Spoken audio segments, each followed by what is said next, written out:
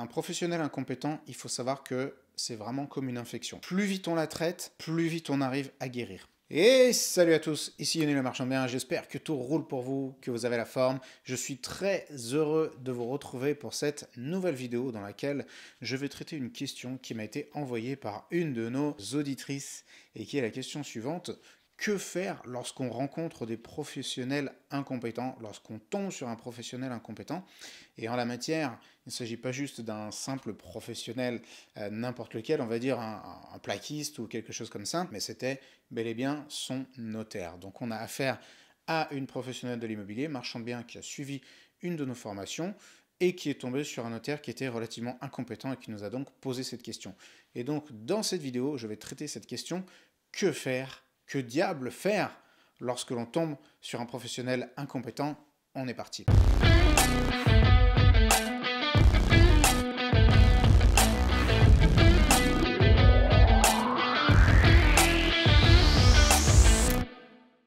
Le sujet des intervenants extérieurs est absolument capital dans notre activité puisque, comme vous le savez certainement si vous suivez ma chaîne, l'activité de marchand de biens, c'est vraiment un rôle de chef d'orchestre, c'est-à-dire que nous sommes là à piloter beaucoup d'intervenants extérieurs. Alors bien sûr, j'ai parlé du notaire, mais il y a le géomètre, il y a architecte, il y a bien sûr tous les artisans, et il y a aussi plein d'autres sous-traitants qui vont un petit peu s'occuper de vos affaires. Je pense par exemple au comptable. Enfin bref, il y a énormément en fait de professionnels qui vont graviter autour de votre activité et que vous allez devoir un petit peu gérer. Or, tous les professionnels ne se valent pas et les incompétents sont partout. Alors, chez les artisans, par exemple, alors ça, c'est des exemples que vous connaissez tous, les artisans ou qui sont parfaitement incompétents ou les artisans qui vont arrondir les angles. Alors, parfaitement incompétents, malheureusement, on a un problème de formation en France et donc on a de moins en moins d'ouvriers qui soient qualifiés, qui soient sérieux, et ça même tous les patrons d'entreprise s'en plaignent. Si vous discutez un petit peu avec eux, ils n'arrivent pas à trouver de main-d'œuvre. Et il y a aussi ceux tout simplement qui sont formés mais qui en ont juste rien à foutre et qui se contentent de faire du travail à moitié bien fait. Donc ça, chez les artisans, tout le monde connaît. On a aussi bien sûr les régies et les syndics. Les régies et les syndics qui, en général, eh bien, se contentent d'encaisser le pognon, de prendre des frais qui sont extrêmement élevés et qui derrière ne font pas grand-chose. On a également les comptables avec des comptables qui suivent plus ou moins leur dossier, certains qui vous disent qu'ils savent faire du marchand de biens, qui savent faire, je sais pas, du LMNP et qui en fait, en réalité, ne savent pas faire. Ça, il y a beaucoup de professionnels en fait qui ne savent pas dire, qui ne savent pas faire quelque chose lorsque vous leur posez la question. Et donc on peut aussi, chez les comptables, tomber chez des personnes qui sont incompétentes. Il y a aussi bien sûr les avocats. Alors là, les avocats, il y en a plein. Et il y a les notaires, donc ce qui nous ramène à notre question initiale. Et des notaires, figurez-vous que malgré leur aura officielle, puisque ce sont des officiers ministériels, eh bien les notaires, il y en a une flopée qui sont parfaitement incompétents. Et donc pour répondre à la question de que faire lorsqu'on tombe sur un professionnel incompétent, je vais décortiquer un peu le sujet en 4 sous-questions. Déjà, la toute première question, c'est de quel professionnel s'agit-il? La deuxième question, c'est à quel stade en êtes-vous avec lui? À quel stade de collaboration est-ce que vous en êtes avec lui? Ensuite, dans quelle mesure vous êtes dépendant de ses services? Et enfin, à quel point est-ce que il ou elle est incompétent? Je vais en profiter pour vous partager une petite stat qui m'a beaucoup surpris, c'est que 85% des personnes qui regardent les vidéos de cette chaîne ne sont pas abonnés, donc n'hésitez pas à vous abonner en cliquant là juste en dessous de la vidéo et activer la petite cloche, ce qui signalera à YouTube que eh bien, sur cette chaîne on fait du contenu de qualité qui est approprié aux personnes qui veulent se former en immobilier et sur l'activité de marchand de biens. Donc déjà, première question, de quel professionnel s'agit-il? Et pourquoi il faut se poser cette question? Parce qu'il y a certaines professions qui sont plus ou moins interchangeables entre guillemets, ou en tout cas si on tombe sur un professionnel incompétent, on peut avoir plus ou moins de facilité à le dégager. C'est l'exemple par exemple, je dirais, d'un peintre. Alors, je ne dénigre pas du tout les peintres. Peindre, c'est un vrai métier. Et pour ceux qui ont essayé de peindre des plafonds, des trucs comme ça, vous avez sans doute eu un rendu qui laisse pas mal à désirer. C'est là que vous vous êtes rendu compte que peindre, c'est un vrai métier qui s'apprend. Mais des peintres, il y en a beaucoup. Si vous tombez sur un peintre qui est très mauvais, vous pourrez certainement retrouver un autre peintre qui soit relativement bon dans un délai d'1 ou 2 mois. Donc ça, si vous tombez sur un peintre qui est mauvais, c'est un peu plus facilement interchangeable. En revanche, il y a d'autres activités. Alors on reste dans le domaine des artisans. Par exemple, le terrassier. Aujourd'hui, pour trouver un bon terrassier, je sais par exemple dans mon secteur, mais je sais que c'est le cas dans d'autres secteurs géographiques, ou un charpentier encore pire, pour trouver un bon artisan qui fasse du terrassement ou de la charpente, on se prend des délais de minimum 4 mois, 6 mois, et c'est parfois 1 an d'attente avant de trouver un professionnel comme ça. Donc si vous tombez sur un terrassier ou un maçon qui fait mal le job, ben c'est pas la même chose que si vous êtes juste sur un peintre qui fait mal le job. Outre la rareté du professionnel que je viens d'indiquer, il y a aussi la question du statut social. Et là, ça me renvoie à la question de notre auditrice par rapport à son notaire, puisque un notaire jouit d'une aura en France qui est très particulière, puisque officier ministériel, en général le notaire, bon, les gens, on va dire lambda, ils vont une fois ou deux dans leur vie lorsqu'ils font une acquisition immobilière ou qu'il y a un héritage ou quelque chose comme ça, et ils ont un petit peu l'impression d'aller rencontrer le pape ou au moins un de ses représentants. Donc le notaire, c'est vraiment, quand les gens, en tout cas les anciennes générations, allaient rencontrer le notaire, ça s'habille bien, on sort les habits du dimanche et on va voir le notaire. Parce que il y a cette aura sociale, et donc quand le professionnel auquel vous avez affaire jouit de ce statut social, il peut parfois psychologiquement être beaucoup plus difficile de s'en séparer, mais comme nous allons le voir dans la suite de cette vidéo, c'est pas toujours une bonne idée. Donc la deuxième sous-question à laquelle il faut répondre, c'est à quel stade vous en êtes avec lui.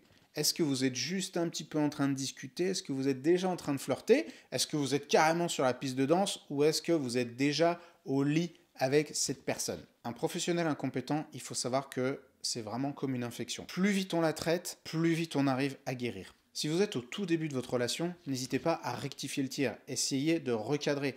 Certains en ont réellement besoin. N'hésitez pas à clarifier vos attentes et n'hésitez surtout pas à clarifier votre niveau d'exigence, parce que en général, votre niveau d'exigence, de toute façon, il sera au-dessus du niveau de prestation que vos sous-traitants ont prévu de faire, donc c'est toujours une bonne chose, un petit peu de rehausser le niveau. D'ailleurs, en France, il y a un vrai problème, c'est qu'on ne nous apprend pas à communiquer clairement. D'ailleurs, ça pourrait faire carrément l'objet d'une vidéo séparée, mais en France, on a cette tendance à ne pas trop communiquer, à pas trop dire ce qui nous dérange, on accumule jusqu'à ce que ça pète, et après on voit des gens tout simplement qui pètent des câbles, qui envoient chier tout le monde, alors que souvent les situations, elles peuvent être désamorcées avec un petit peu de communication. Et en la matière, lorsque vous sous-traitez, c'est très important de communiquer clairement les attentes en amont, et lorsque le travail commence à être effectué, s'il ne vous donne pas satisfaction, vous êtes tout à fait en droit de prendre la personne et de lui dire « Attends, là, ce n'est pas ce que j'attends, moi j'attends mieux, j'attends comme ci et comme ça ». Clairement, à mon avis, si on agit de la sorte, c'est-à-dire on clarifie ses attentes et on rectifie le tir, on peut obtenir de bien meilleurs résultats et on peut arriver à rectifier les choses et à continuer à travailler avec les personnes qui avant ne donnaient pas satisfaction. Ce n'est pas toujours le cas, mais ça peut arriver. Maintenant, si vous êtes déjà engagé avec la personne, vous êtes déjà engagé, vous avez déjà signé, vous avez déjà versé un acompte, ou la personne a déjà commencé à travailler, donc vous en êtes à un stade un peu plus avancé, essayez d'aller discuter avec la personne et essayez de voir s'il est possible de rectifier le tir. Et là, si vous vous rendez compte que la réponse est non, c'est-à-dire que là, la personne, elle est en train de donner son maximum et son maximum est clairement pas satisfaisant pour vous, vous avez deux choix.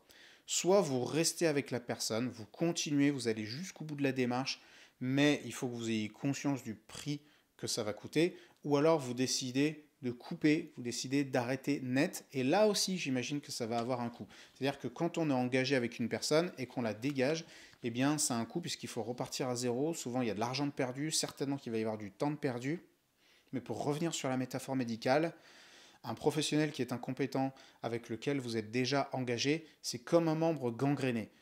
Plus vous allez attendre, plus il va falloir amputer.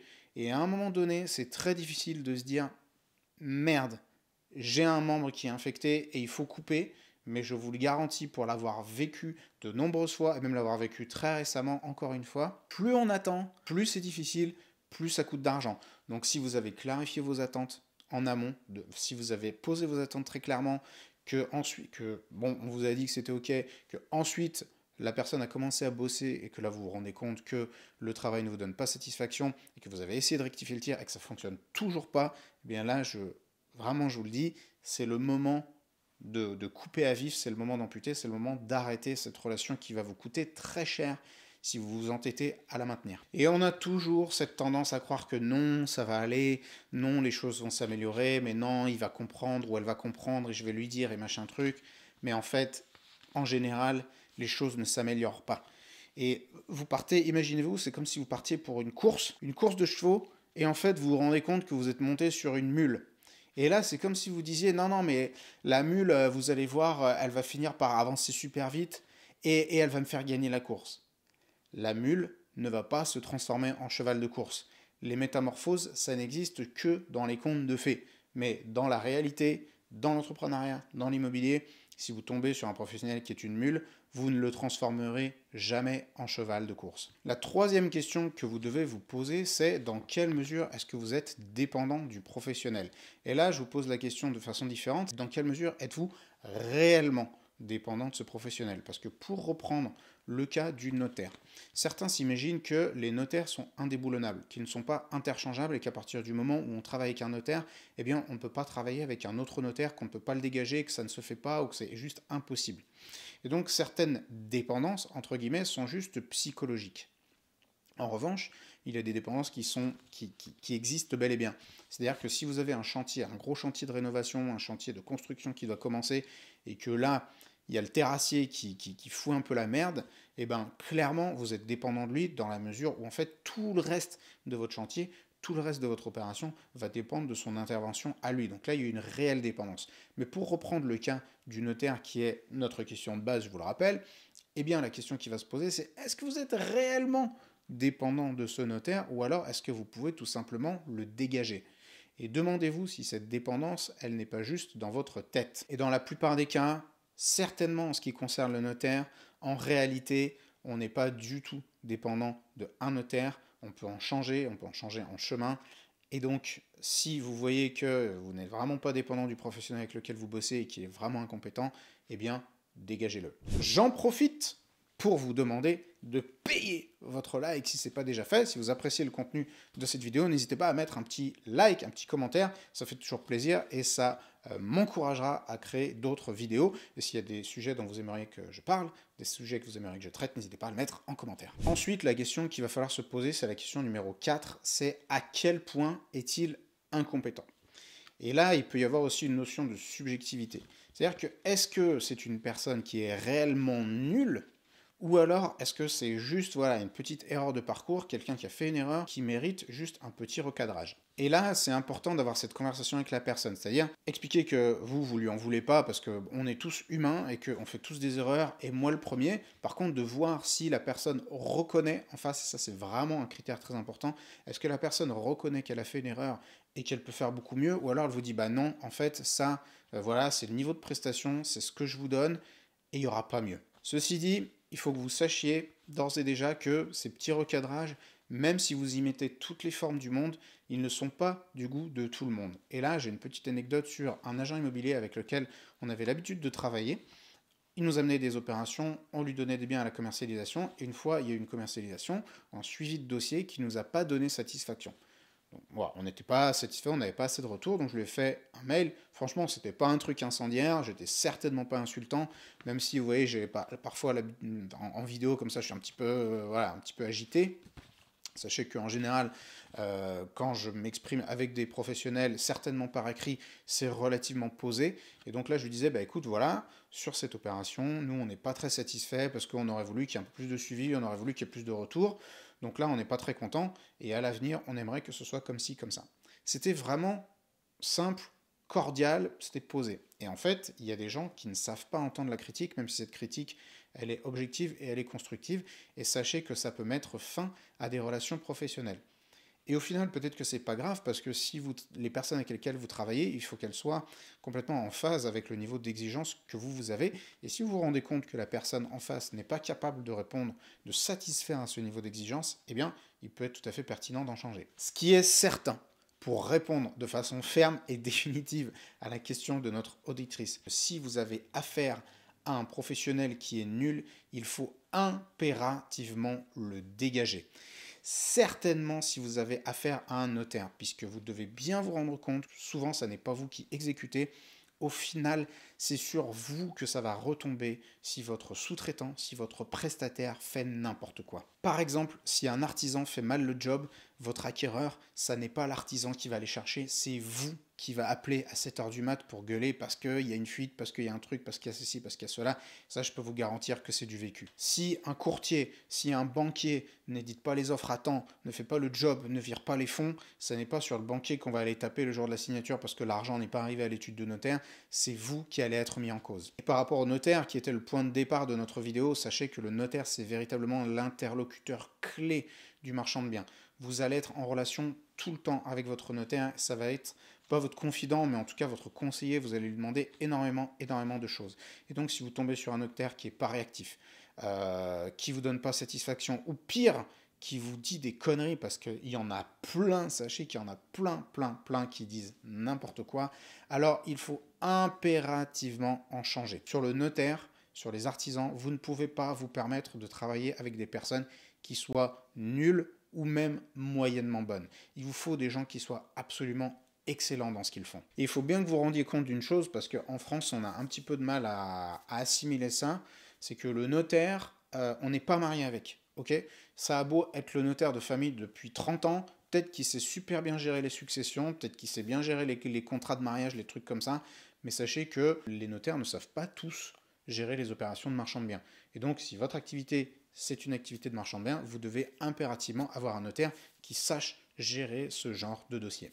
En conclusion de cette vidéo, les partenaires, les sous-traitants avec lesquels vous allez bosser sont d'une importance capitale, c'est votre équipe. Donc si vous en avez des bons, gardez-les très précieusement, choyez-les, offrez-leur des cadeaux à Noël, bref, c'est votre équipe. Vraiment, faites en sorte que les gens continuent de bosser avec vous, continuent de bosser pour vous et aiment travailler avec vous. S'ils sont moyennement bons, essayez de voir si on peut améliorer les choses, si on peut rectifier le tir, et s'ils sont carrément mauvais, eh bien, n'hésitez pas à vous en débarrasser. J'espère que cette vidéo vous a plu. Si c'est le cas, payez votre like, et je vous dis à la prochaine.